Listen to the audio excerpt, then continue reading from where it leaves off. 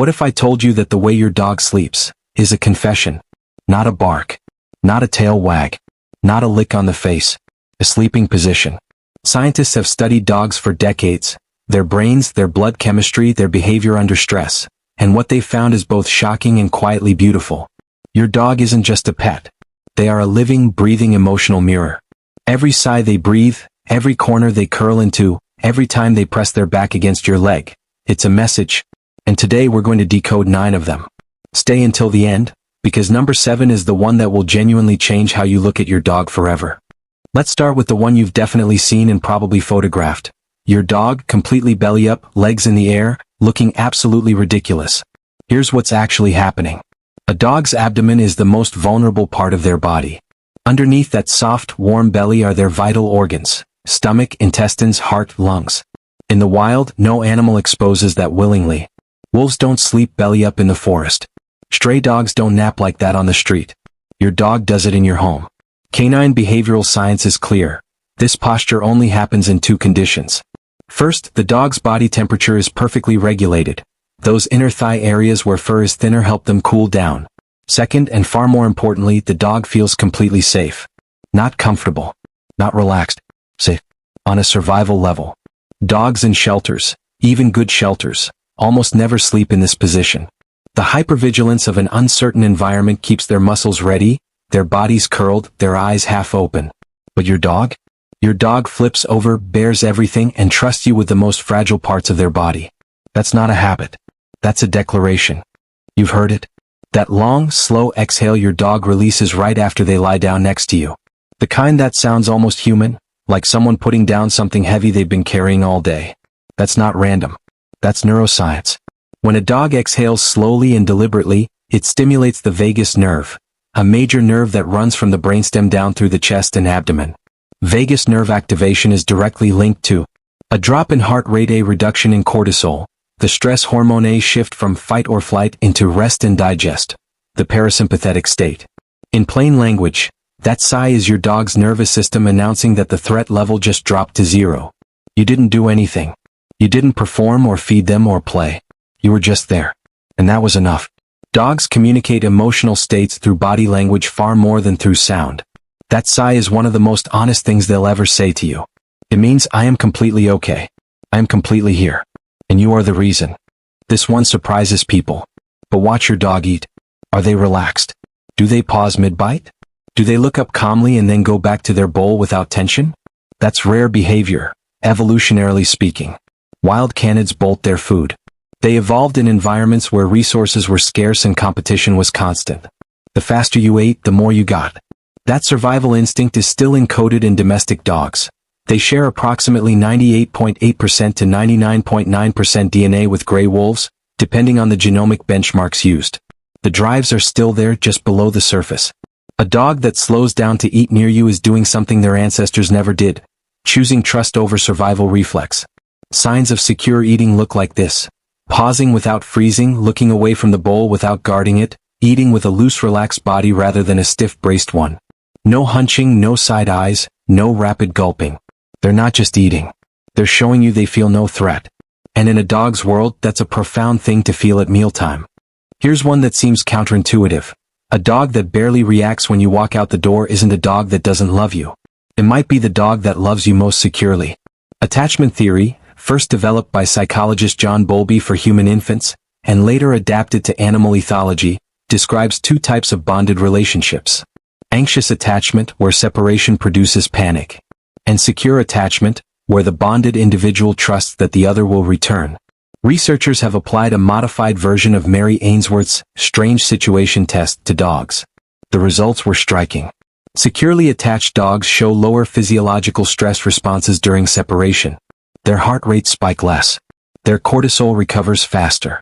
They don't destroy furniture or howl for hours, not because they don't care but because they've internalized the certainty that you're coming back. True separation anxiety looks very different. Hypersalivation, self-injury attempts, destruction focused on exit points, elimination indoors. Those are the signs of a broken attachment. A dog whose nervous system can't hold on to safety when you disappear. A calm dog when you leave isn't indifferent. They've just learned to carry you with them. There is a world of difference between a dog who follows you from room to room because they enjoy your company, and a dog who follows you because their nervous system won't let them be alone.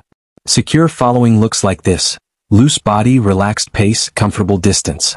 They notice when you move, they drift in your direction, they settle again when you do. There's no urgency. No panic. Anxious shadowing looks completely different. Rigid body, immediate response to every shift, hyper-monitoring, inability to settle anywhere you're not. Dogs evolved as cooperative social animals over thousands of years of living alongside humans. Social referencing, the ability to read and respond to human facial expressions and body language, is one of the most distinctive cognitive traits that separates domestic dogs from wolves, even wolves raised by humans. Your dog follows you because you are their reference point, their compass. In an uncertain world, you are the thing they orient toward, not out of desperation but out of a deep, biologically encoded sense of belonging. That's not clinginess. That's affiliation. And the calm version of it is one of the most beautiful things a dog can show you. Now, the greeting. Every dog owner knows the feeling. You walk through the door and it's as if you've returned from a decade at sea. The wiggling, the spinning, the absolutely unhinged enthusiasm. Here's what matters: how they do it. A dog with a healthy attachment greets you with what behaviorists call affiliate behavior. Loose, lateral tail wag, curved body, softened face, open mouth. It's joyful, enthusiastic, warm. It peaks fast and de-escalates naturally. Within a few minutes, they've settled. Clinical separation anxiety presents differently. The greeting is frantic, compulsive, almost frenzied, because the dog has been in a state of acute stress the entire time you were gone. The excitement isn't joy. It's relief from pain. Dogs also recognize you through multiple sensory channels simultaneously. Your specific olfactory signature, your vocal frequency and pitch, your face, and even your particular way of moving through space. Your dog knows you before you've said a word. That greeting is them saying, "You came back. You always come back." And they mean it every single time. This is the one. This is the one that will get you. Have you ever come home to find your dog curled up on your unwashed hoodie? Or napping on a pile of your clothes? Or dragging your shirt to their bed? That's not mischief. That is neurochemistry. Dogs possess up to 300 million olfactory receptors, compared to our 5 to 6 million. Their sense of smell is at least 10,000 times more sensitive than ours in general conditions, and up to 100,000 times more sensitive in specialized detection contexts. Your scent to your dog is not just recognizable. It is overwhelming. It is everywhere. It is the most detailed, most complex, most constant signal in their environment. And when you are gone, your worn clothing carries that signal. Faintly, warmly, unmistakably, you. Functional MRI studies conducted by neuroscientist Gregory Burns at Emory University, part of the pioneering Dog Project research, showed that when dogs are exposed to the scent of their familiar owner, the caudate nucleus activates. The caudate nucleus is the brain's reward and positive emotion processing center. The same region that lights up for food, for play, for pleasure. Your scent doesn't comfort your dog because it's familiar. It comforts them because, neurologically, you are a reward. Counterintuitive? Absolutely. But here's what it means. Prey animals and socially complex mammals monitor threats constantly.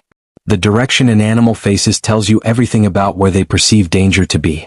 When your dog turns their back to you, settles with their spine toward you, their face toward the room, they are making a choice. They are choosing not to watch you.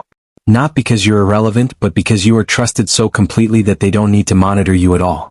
You are not a variable in their safety equation. You're a constant. Other trust behaviors follow the same logic. Leaning their full body weight against your legs, sleeping pressed against you, rolling over to expose their belly when you're nearby. These are all versions of the same message. I don't need to protect myself from you. In a world where your dog is always reading body language, always scanning the environment for signals, choosing to look away from you is an extraordinary act of faith. The last one. And it's subtle. Watch what happens after you pet your dog, scratch behind their ears, have a cuddle, and then stop. Do they immediately paw at you for more? Press their nose into your hand compulsively? Or do they simply settle? Maybe shift position. Maybe sigh, see number 2. Maybe wander off to their spot. Secure emotional attachment produces independence. A dog who can receive love and then let it end, without anxiety, without compulsive reseeking, has fully internalized that the affection isn't going away. It isn't conditional. It will come again. They don't need to hoard the moment because they trust that there will be more moments. Compulsive clinginess after affection ends is a behavioral marker for underlying anxiety, inconsistent reinforcement, or insecure attachment patterns. It means the dog is trying to extend a moment they're not sure will return. But the dog who takes love and then walks away, calmly, fully, completely, that dog knows something. They know you're not going anywhere. Your dog doesn't write letters. They don't send messages. They don't sit across from you and tell you that you are the center of their world. But they sleep belly up in your house. They sigh when they lie down next to you. They seek out your scent when you're gone. They turn their backs to you in trust. They greet you every single day like it's the best day of their life. Every one of those things is a language, and now you know how to read it.